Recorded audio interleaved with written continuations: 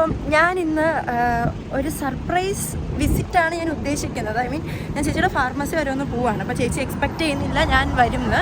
അപ്പോൾ ചേച്ചി സർപ്രൈസ് ആവേണ്ടതാണ്. ചേച്ചിക്ക് പനിയാണ്. അപ്പോൾ ഞാൻ ഓർത്തു ഏതെങ്കിലും ചൂടായിട്ട് ഞങ്ങളിവിടെ കുടിക്കുന്ന ഒരു ഡ്രിങ്ക് ഉണ്ട്, ഒരു ഹെൽത്ത് ഡ്രിങ്ക് അഫ്രഷ് എന്ന് പറയുന്നത്. അപ്പം ഒരു അഫ്രഷും കുറച്ച് അവലും നനച്ചുകൊണ്ട് കൊടുക്കാൻ ഓർത്തു.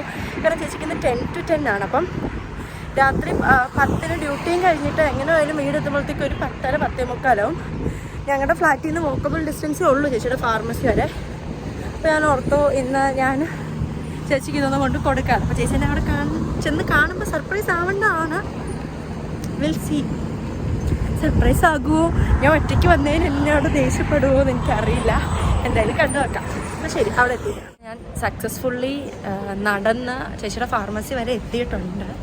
അപ്പം ചേച്ചി സർപ്രൈസ് ആകും എന്നാണ് എൻ്റെ ഒരു വിശ്വാസം. എന്തായാലും നമുക്ക് പോയി നോക്കാം. വലിയ സർപ്രൈസ് ഒന്നും ആകത്തില്ല. ഇവളെന്താ ഇവിടെ എന്നൊരു എക്സ്പ്രഷൻ എടുത്തുള്ളായിരിക്കും. എന്തായാലും കയറി നോക്കാം. ചേച്ചിയുടെ ഫാർമസി നമുക്ക് നോക്കാമല്ലേ. കൊണ്ടുവന്ന് കൊടുത്തു. പക്ഷെ ചേച്ചി ഞെട്ടിയില്ല. കാരണം ചേച്ചി ഞാൻ ഇവിടെ അവിടുന്ന് പമ്മി വരുന്നത് ഞാൻ കണ്ടായിരുന്നു. പമ്മി വന്ന ഞാൻ ആരായി? എൻ്റെ അഫ്രഷും അവലും എങ്ങനെ ഉണ്ടെന്ന് പറയാം. ചേച്ചിക്ക് അഫ്രഷും അവലും ഉണ്ടെന്ന് അതൊരു റിലീഫായോ? ഇപ്പോൾ എന്ത് റിലീഫ്? ഈ പനി പിടിച്ചിവിടെ ചാവാൻ കിടന്ന ചേച്ചിക്ക് അവല് നല്ല ടേസ്റ്റ് ഉണ്ട്. അഫ്രഷ് ഞാൻ കുടിച്ചില്ല. ഇങ്ങനെയാണ് ഗൈസ്, നമ്മളിങ്ങനൊന്നും എഫോർട്ട് എടുത്ത് ചെയ്യാൻ പാടില്ല. ഒരു പുല്ല് വില. അല്ല, കൈ നെയിൽ പോളിഷ് കൊള്ളാം. ഇപ്പോൾ ഗൈസ്, അപ്പം ഞാൻ തിരിച്ചു പോവാണ്.